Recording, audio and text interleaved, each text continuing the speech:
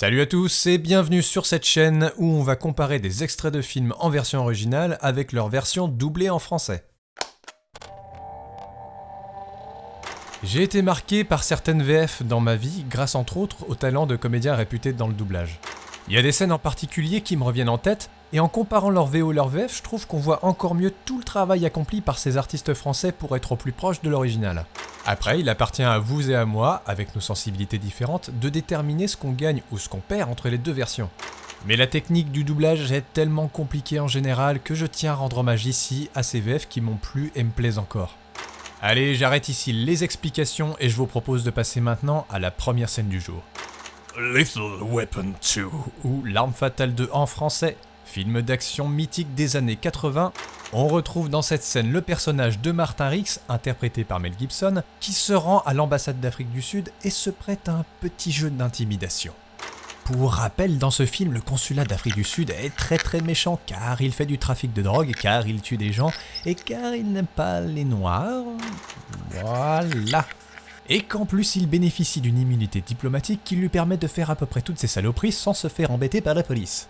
Après la diffusion de l'extrait dans ces deux versions, je reviendrai vers vous pour attirer votre attention sur un détail que je trouve très amusant et qui montre comment les contraintes de l'adaptation peuvent parfois apporter des effets très intéressants à une scène.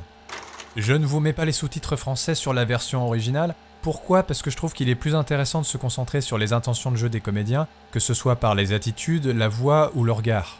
Et au pire, vous avez la version française juste après pour comprendre les propos. Allez, bon visionnage, bonne écoute et à tout à l'heure.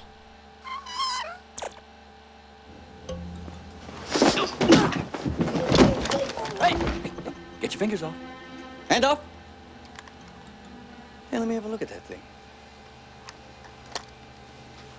Oh, that's some piece of hardware you got there. Where the fuck do you get that stuff? I haven't even seen anything like that on the force. Where's it from? South Africa? Hey, come on. Frick Olof.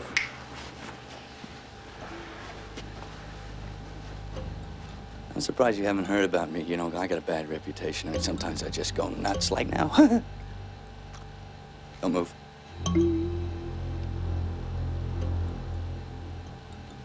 I'll make a deal with you, Arjun. Arjun, is that or Aryan or whatever the fuck your name is? I'll make a little deal with you. You fold up your tents and get the fuck out of my country, and I won't do anything to you.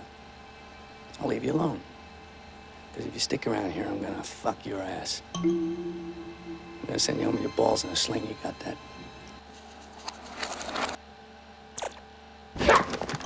Hey, lâchez-moi ça.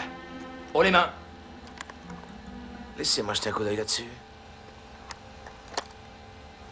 C'est ce qu'on appelle de la grosse artillerie. D'où est-ce que vous sortez un engin pareil? J'ai même pas vu ça dans les forces armées. D'où est-ce que ça vient? D'Afrique? Hey, bougez pas. Freak, Olof.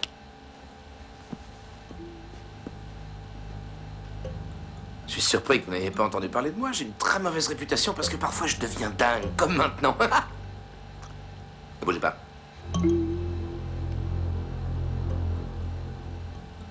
Je fais un marché avec vous, Ariane. Ariane, c'est ça? Non, Ariane, oui, enfin, j'en ai rien à foutre de votre nom. Je fais un marché avec vous. Vous repliez vos tentes et vous foutez le camp de mon pays. Et je ne vous ferai rien. Je vous laisserai tranquille. Mais si vous prenez racine, je vous bourre le cul. Je vous renvoie chez vous avec les couilles dans un lance-pierre. Voilà pour cet extrait, j'espère qu'il vous a plu. Mel Gibson est ici doublé par l'immense comédien Jack France, dont vous avez sûrement entendu la voix sur d'autres comédiens comme John Goodman ou encore un certain Robert De Niro. Personnellement, j'aime beaucoup cette VF parce que je trouve qu'elle respecte bien les intentions de jeu de la VO, et en plus il faut dire que Jack France a une très belle voix qui colle bien. Le petit détail que je voulais vous faire remarquer, c'est celui-ci. Je suis surpris que vous n'ayez pas entendu parler de moi. J'ai une très mauvaise réputation parce que parfois je deviens dingue, comme maintenant. Ne bougez pas. Moi j'adore ce passage parce que déjà il est vachement drôle, et pourquoi il est aussi drôle je crois aussi en français? Parce que si on regarde bien, la traduction française « ne bougez pas » est beaucoup plus longue à dire que la phrase originale qui est « don't move ». Don't move ne comporte que 2 syllabes à dire alors que ne bougez pas en a 4. Pour préciser ce que je veux dire, je vous mets en bas de l'image ce qu'on appelle la bande rythmo. La bande rythmo c'est quoi? C'est l'outil majeur dont disposent les comédiens pour être le plus synchrone possible avec le mouvement des lèvres. Pour faire simple, un peu à la manière du karaoké, Lorsque le début de la phrase touche la barre rouge qui est à gauche de la bande rythmo, c'est le moment où le comédien français doit dire sa réplique. Et le temps que l'entièreté de la phrase passe sur cette barre rouge est en fait le temps dont dispose le comédien pour dire cette phrase. Don't move. Là, du coup, on peut voir assez facilement la petite difficulté technique qu'il y a à sortir Ne bougez pas à la même vitesse que Don't Move. Ne bougez pas. On est d'accord que l'adaptateur, celui qui traduit le texte en français, aurait très bien pu choisir une autre traduction pour garder le même nombre de syllabes entre les deux versions. Par exemple, s'il l'avait traduit tout simplement par bouge pas, on aurait eu le même nombre de syllabes tout en conservant le sens. Or là, il rajoute la négation et en plus le vouvoiement. Alors est-ce qu'il faut considérer que c'est une erreur de traduction ou une vraie volonté pour créer un effet ?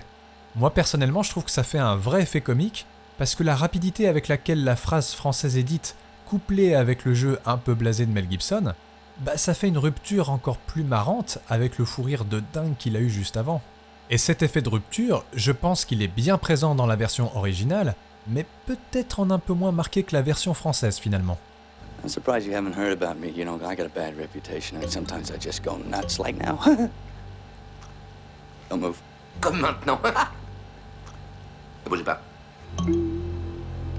Et pour finir, dernier détail, ça c'est juste mon petit plaisir personnel, je trouve qu'à la fin de la scène, la phrase en anglais « I will fuck your ass » marche très bien en VF. Ça peut paraître étonnant puisque « fuck your ass » commence par un F alors que « bourre le cul » commence par un B. Mais je sais pas pourquoi, je trouve que ça marche tellement bien dans son œil que c'est génial. Je vous laisserai tranquille. Mais si vous prenez Racine, je vous bourre le cul.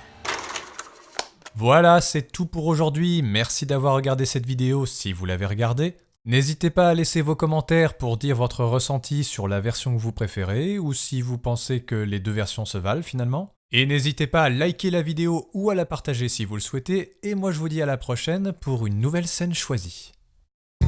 Il y a des scènes en particulier qui me reviennent en tête et en comparant leur VO et leur VF, je trouve qu'on... Putain. Après, il appartient à vous et à moi, avec nos sensibilités différentes, de déterminer ce qu'on perd ou ce qu'on force. Je suis clair. Après, il appartient à vous et à moi... Va te faire enculer. On retrouve ici le personnage de Martin Rix, interprété par Mel Gibson, qui se rend en Afrique du Sud, à l'ambassade espèce d'enfoiré, et qu'en plus il bénéficie d'une immunité d'immunité. Ah, va te faire foutre. Voilà pour cet extrait. Va te fermer. Personnellement, j'aime beaucoup cette VF parce que je trouve déjà qu'elle respecte bien l'avance Organa.